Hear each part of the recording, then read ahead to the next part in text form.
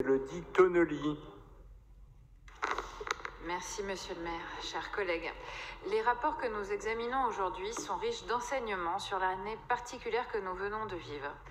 Ils nous offrent l'occasion de nous pencher sur l'activité des entreprises publiques locales dans lesquelles la ville de Paris détient des participations. 11 sociétés d'économie mixte, 2 sociétés publiques locales d'aménagement, 4 sociétés publiques locales.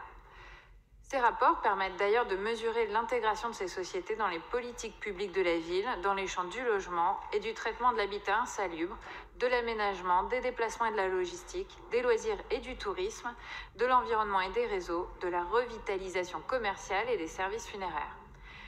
Avec plus de 3600 emplois équivalents temps plein, ces 17 sociétés sont des outils des politiques publiques qui contribuent à l'économie parisienne, à son tissu commercial de proximité, à la logistique urbaine du dernier kilomètre, comme ils participent à la qualité du service public parisien.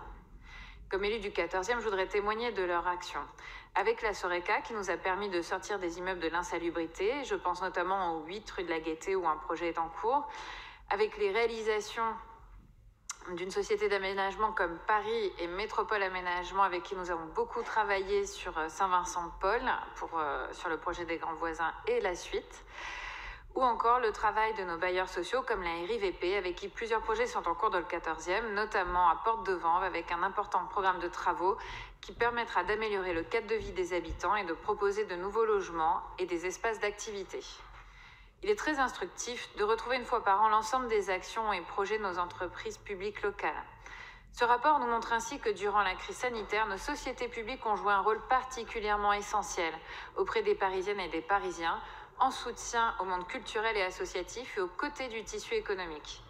Ainsi, grâce au soutien constant de la ville actionnaire, les chantiers de tous nos projets d'aménagement ont pu être poursuivis, contribuant ainsi au maintien de l'activité économique et de l'emploi du bâtiment. De même, malgré la crise sanitaire, les logements ont continué à être livrés autant que possible en 2020, sans renoncer aux réhabilitations plan climat. C'était un défi particulièrement important pour notre politique de réduction des consommations d'énergie.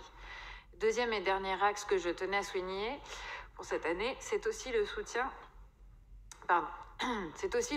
aux secteurs socio-économiques les plus fragiles par la politique d'exonération partielle ou totale des loyers des associations, des artisans et des commerçants.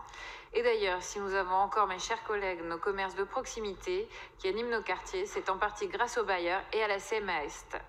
Aussi, nous soutiendrons pleinement cette délibération et ce rapport. Merci.